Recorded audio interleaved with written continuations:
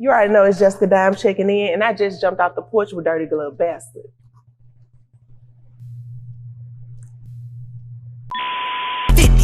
Birkin bag. Not no runner, man. Dior be my runner, man. Cookie store, we burn them. All right, so we got Jessica Dime off the porch with us today. Off the porch, how you doing? Thank you guys for having me. No, I'm doing great. I appreciate you coming. How are you feeling today? I'm feeling like I'm on the porch. I'm feeling good. I can't complain. I'm blessed. You know, blessed to be here. No doubt, yeah. Once again, appreciate you coming by today. Mm-hmm. All right, so let's take it back to Memphis. This is where I feel like I'm at. In South Memphis. I'm humble. So you're from the South Side? I'm from the South Side. Okay. South Memphis, Humber Street, which is now named after my late uncle, Ira Chapman. So that's a blessing. You know, I'm really like an OG where I'm from. Okay. So what was your childhood like growing up in South Memphis? Well, basically, growing up in South Memphis was more so like a thing I did with my dad's side of the family more so. Well, my mom's side of the family lived in South Memphis too, but there was more, we lived more like, it's called White Haven, Black Haven now. Black Haven. Yeah. Right. Me and my mom lived in Black Haven. So I used to always I grew up, you know, coming up in South Memphis, growing up in my grandma's house on Humber, like I said, and just getting freeze cups and going down the street in a red wagon and racing up and down the street and just doing what kids do on the weekends in the hood. That's all we did. Like, it was just fun. It was no pressure, you know, and it was always enjoyable for me to go and spend time with my cousins and my grandma and my dad, you know, just turn up, have fun. And my mom, her mom was from Walker Home. So that was like still South Memphis. So it was always embedded in me, even though we tried to like go be bougie. But I lived I can't complain. My mom was a good mom. My dad was good. He was, you know, kind of in and out until, you know, I was like in the 4th grade. But he's always been active, present. I ain't miss a beat. You know what I'm saying? Even when he was locked up or whatever. So I can't complain. I had a blessed, good childhood other than me getting in trouble for skipping and doing all the crazy shit that kids do. You know, Memphis it's a very rough city. It is.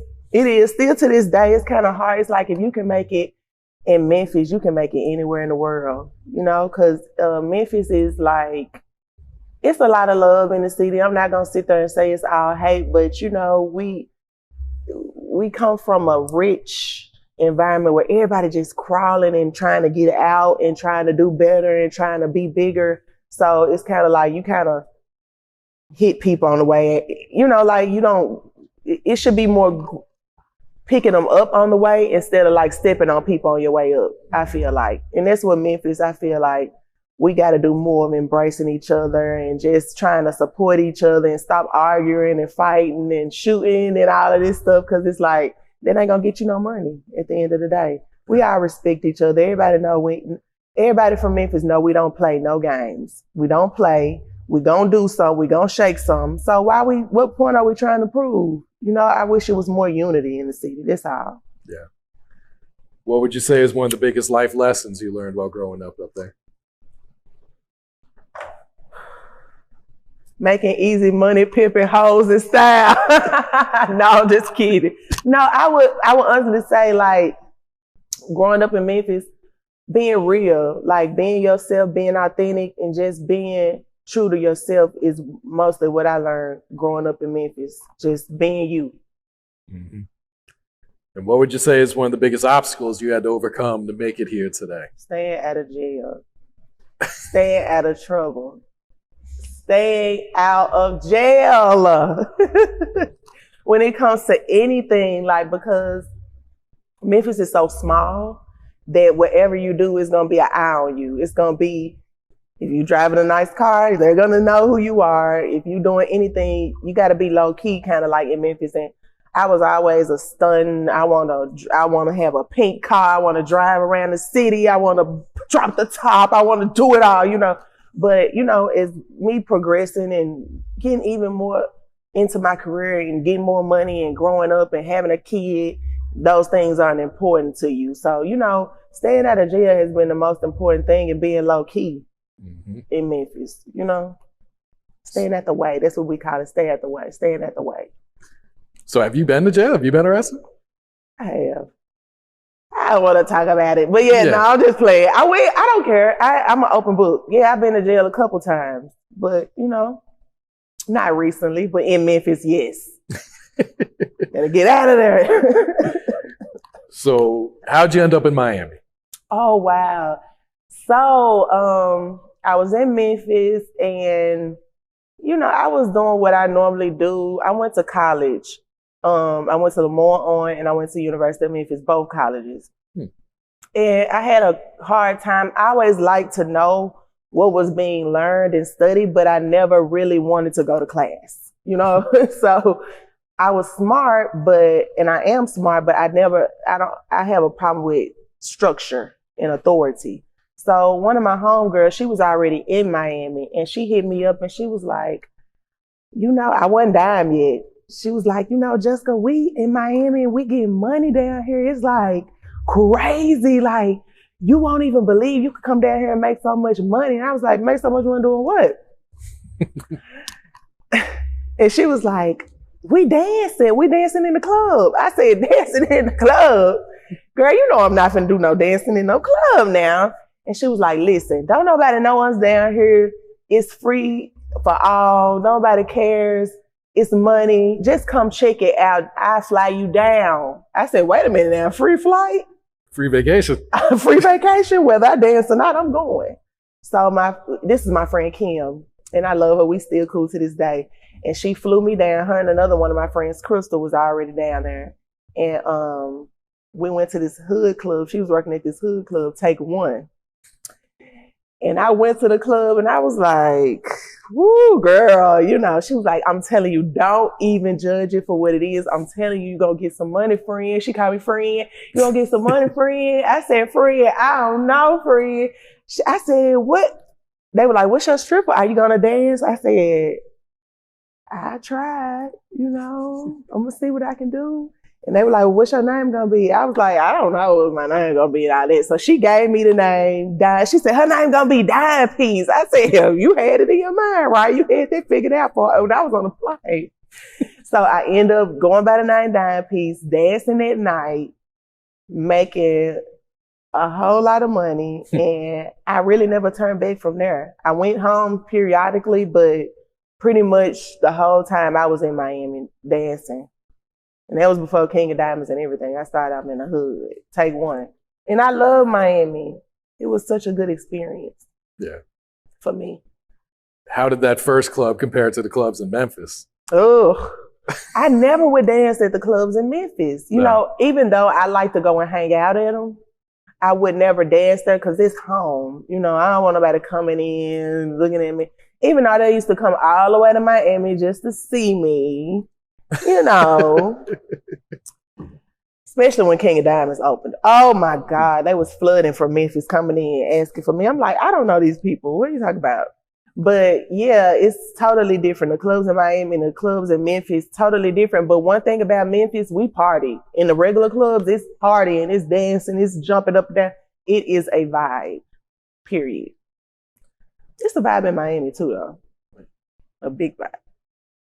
So what was one of the wildest things you've seen in the club while dancing? Ooh, it's been so many things. Oh my God.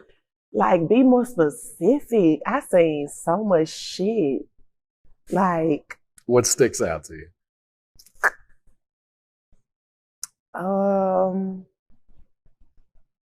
It's been it's been so much stuff. I would say the time we made the most money would have to be the time that Jeezy came in the club in King of Diamonds. And it was the all-white party. And everybody had on their all-white, even the customers. Everybody was all stuck up and bougie that night, even the dancers. And everybody pretty much had a set customers and groups that they dance for. So everybody was vibing. Jeezy didn't get to the club till like 1:30 in the morning, 1:45. Do you know nobody spent $1 until he came in the club? Really? We thought we was not gonna make $1. We was sitting there like, oh my God. We spent all this money on outfits, all this stuff. Is he even gonna show up? All the dudes, they sitting there with their Moet bottles, stuck up, mad with their white on, like, where's Jeezy? We're not giving y'all nothing. We were like, what is going on? Then about 1:30, 1:45 hit, Jeezy walked in the door.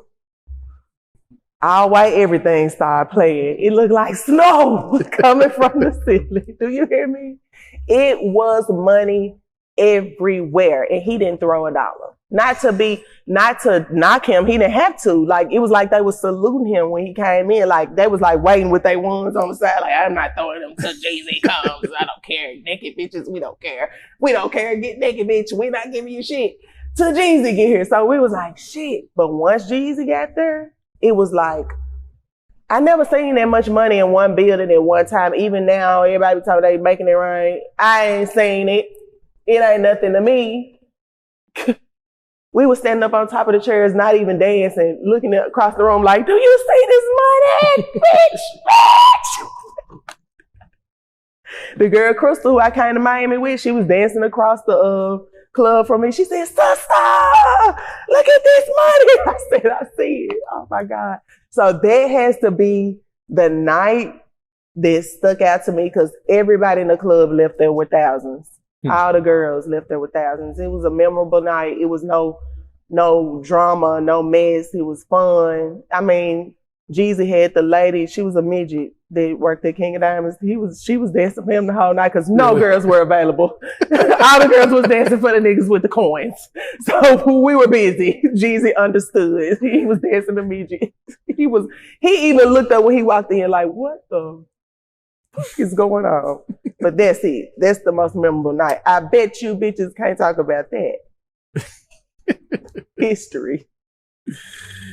All right. So when did you start making music? Were you making music when you were younger or? Well, I'm the type of person I always been around music. One of my best friends, she was already rapping.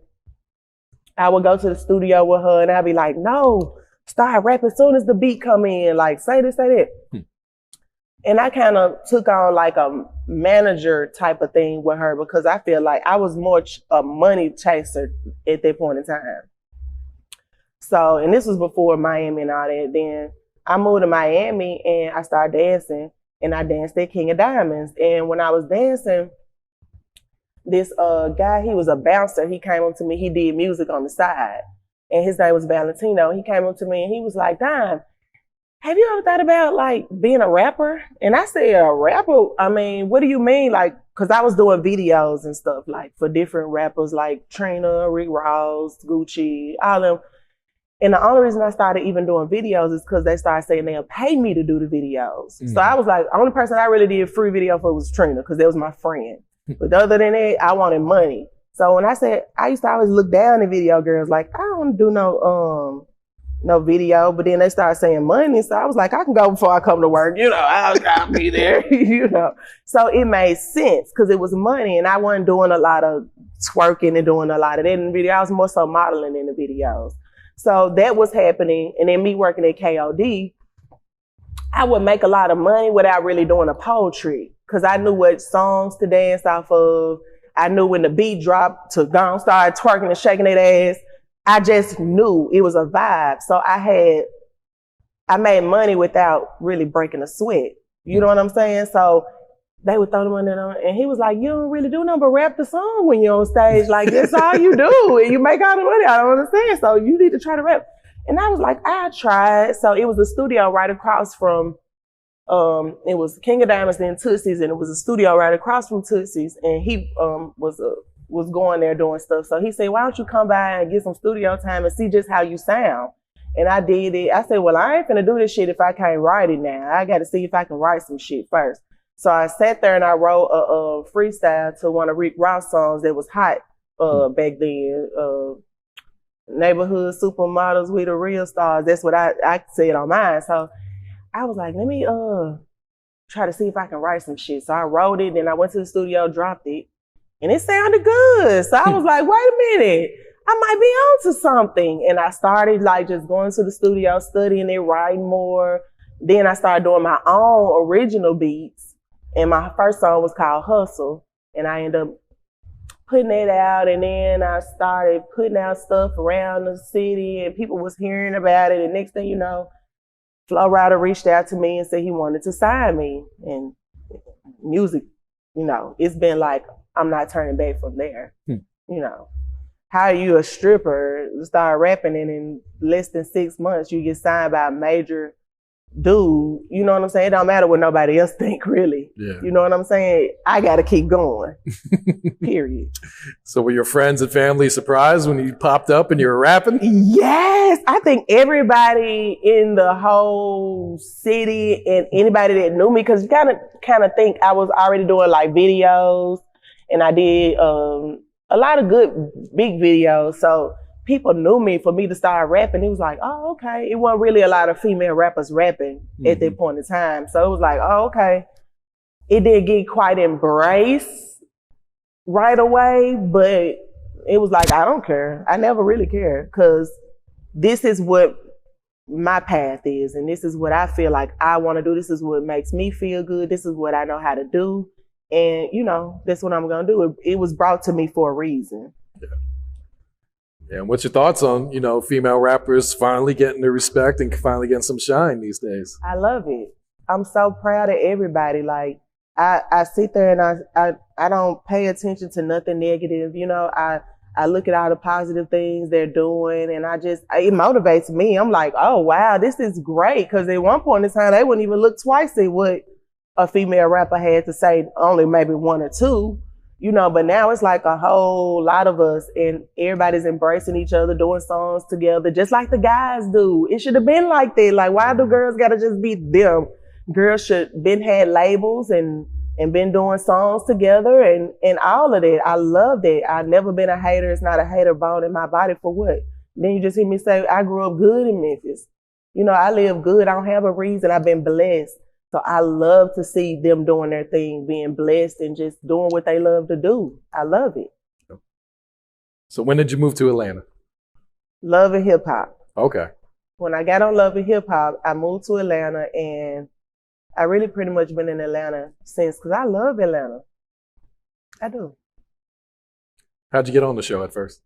Well, they reached out to me, and I feel like because I was already doing music and was kind of known in Miami and had been on some pictures with a couple of people. So they kind of was like, okay, let's see what she got going on. I knew a lot of people on the show already.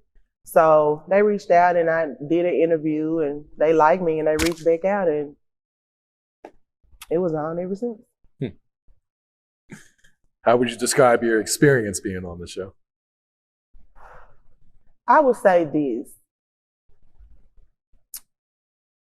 I'm grateful for my experience on the show. I'm grateful for the opportunity for Love and Hip Hop, but Love and Hip Hop didn't do what, I ain't gonna say it didn't do. I'm just gonna say it didn't focus on what I thought would be the focus going into the show. I would think that it would have been more musically driven, more, you know, music storylines, but it got into other things. And I kind of got caught up in those other things too. When you're doing reality TV, it's like you kind of, you gotta, the people that can do it and still be an artist and be like good with it, they make it good. When you have a good team around you, when you get on and get right back off, it's good. It's kind of like the strip club almost. You can't stay in too long, or it's kind of like, you know, let's go, let's go. It's time to go. But I feel like with Love and Hip Hop, it was a stepping stone for me. It helped me to learn myself.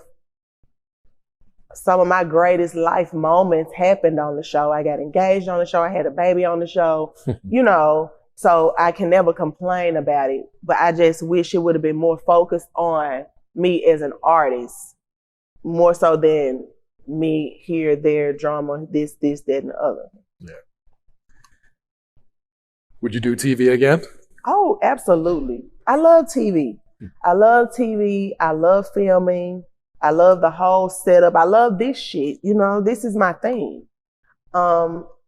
It would have to be a more personal setting with just me, my family, and what I got going on, or just maybe me and a couple of other people. I wouldn't want to be all over the place with different casts. It'd have to be a solid thing. And I would want to do more acting. I love acting. I'm good at it, you know, and I feel like with the right role, I'm out of here. Because I know what I can do on the screen, honey. I can give them anything, you know. So that's what I'm really like. TV-wise, I would want to do acting next. We'll put you in a movie then. Put me in a movie. I am a movie. I'm the star. All right, talk to us about your latest single, Trap Time. Trap bitch, dope bitch. I mean a dope girl. Stash this, hold that. Know how to make a serve. That's that money talk. That's bag talk. It's trap talk. You know, you never really hear girls talk trap talk. You hear dudes talk trap talk, but girls can talk trap talk too because we see it so much. Even if you're not actually touching nothing or selling no dope or doing nothing, you still see it, whether it's your brother, cousin, uncle, boyfriend, husband, dude, whatever, you know, baby daddy. It don't matter. You know, it's somebody in your life that's doing some type of hustling and some type of trapping. And trapping don't have to be selling dope. Trapping can be anything. So I feel like with Trap Dime, when I got the beat from Tracks by the Pound. He's from Memphis. And it was a Memphis sound. I heard Pat, like I heard Project Pat when I heard the beat. I was like, jailed up, weed up. Your shit is fucked up. Hold on. Wait, play it again? And I just was like, hold on. It give you a Memphis feel and a Memphis sound, and that's where I'm from. And it's no hiding that. You hear it when I talk. You hear it's in my swag. That's how I drip. I'm Memphis. I am Memphis. So with Trap Dime, that's what I wanted to bring out. Cause I get so much comparisons and she like this person and she like that person. Well, first of all, I'm an OG. I was already here.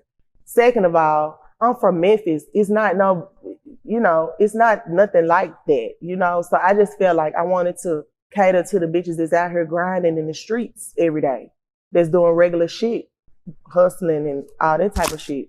Maybe not necessarily twerking, but hustling. Mm-hmm. You did. How's the feedback been from the fans? Looks like it's doing really well. It's doing well. Like, and do you know when I dropped Trap Dime, I was like, I'm just gonna drop the video because I went to LA. I wasn't supposed to, but I went to LA during the COVID.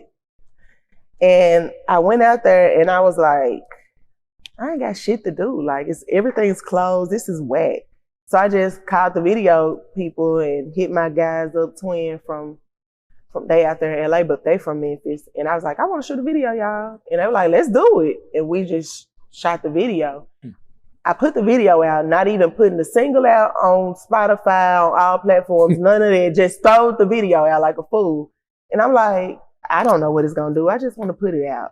And it actually did good. So I had to drop the single after the video, but it's all a learning experience. It's all a part of being an artist. And I'm glad I got good feedback. I appreciate everybody, the fans, for taking it in. And a lot of people went over your head because, you know, you square or whatever. And what can you tell us about your other single, Breeze, that you put out earlier this year? Yes. Breeze is a classic.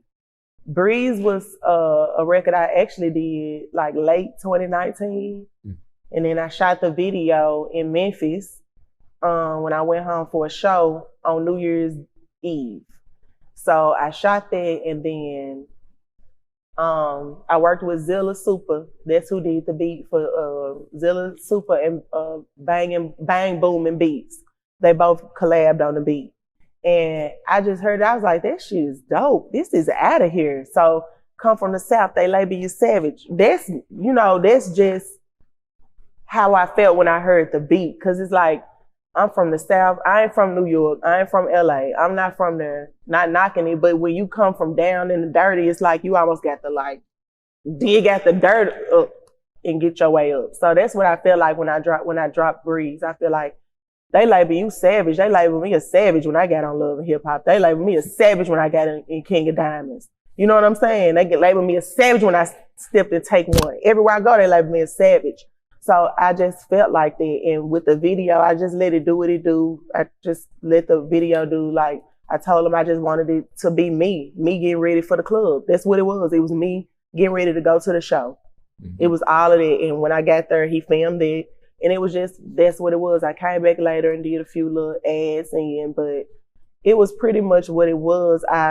With Breeze, I got such a vibe with Breeze and such a quick reaction with Breeze that I was like, dang, because I almost didn't put it out because I said Kobe's name in Breeze. Oh, wow. And that was before he even passed away. So I was like, if I put it out, are they going to say I'm clout chasing? Or, I don't want it to be like I'm like clout chasing after his name or nothing like that. So I was like, you know what? Forget it. I'm going to put it out. He know, I didn't do nothing like that. I would never do anything like that. So I was like, let me just put out what I did. And it went. And it's still going. I'm almost at 1 million views. I'm so happy. I saw that. I'm so excited. I never had an original song to go 1 million views fast. So I'm celebrating. Absolutely. Mm-hmm. Yeah. Are you working on a new album or mixtape right now? Well, I'm working on a Snapback. That's my EP to my album. But I feel like I got a few more songs I want to put out before I do that. At first, I was rushing to like put out my whole entire project, but I'm not rushing no more. I feel like I want to just slow down. I got a couple of big features on the way. So I want to get those out the way. And I just want to like vibe and wait till everything opens up outside and then like kind of roll the tape out. But I'm not in any pressure to put it out, but it's called the Snapback. And by the time I put it out, I'm gonna be in the Snapback and I don't know, I might be to change the name of it. But that's really what I'm working on. I got a body of work and it's crazy. It's crazy.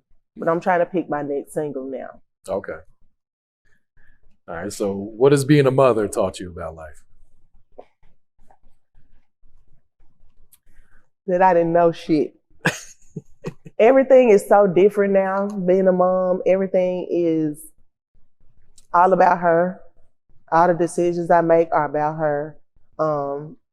Me still keep going and still doing my music and still getting up every day is about her, because when you have a baby, your whole life changes. And that's basically what it's been. I've been wanting to be, I didn't want to just have a baby and then I got people I can, use to help me. But I always wanted to be hands-on with her, for her to know and have a relationship with me and a bond with me that's unbreakable. And I feel like it's going to start young. So I don't want to be away too much. I want to just make sure I'm here. She's talking good and stuff now. So she knows who her mother is. She knows who her dad is. So I feel like it's a perfect time for me to like keep it, like get it moving. Because I'm teaching her hustle. I'm teaching her being a boss. I'm teaching her keeping it going no matter what. So I don't want to look at her and be like, oh, I stopped doing everything I was doing because you was born. No, I got to do both. So that's what it's taught me. Multitasking, being both, like being good at everything you do, putting everything because I can't go at the house without her eating and having her breakfast, lunch, and dinner, so that still got to be done, but I got to still go to the studio. So I just been hustling, just getting it done. And some type of way, God guides me and I get it done and I sleep good at night behind it. It's happy. Like, it's nothing like having a baby. It's so crazy. Just seeing a little human you running around acting crazy. It's crazy. All right. So what's next for Jessica Dime? Like I said, I want to do some acting, some more TV stuff. We've been working on some stuff. And I have a skincare line, F1 Cosmetics. So that'll be out before the end of the year, the end of 2020. F1 is the highest diamond on the chart. And I feel like clarity, cleansing, and just all around being like bright and shiny with your skin under the makeup. That's what I wanted to like bring forth with the skincare line. And my baby has some stuff she's working on, her own businesses, because I'm starting her early. I don't have time. Whatever you want, you're going to buy it with your money. So I got that I'm working on with her. And just like keeping the music going.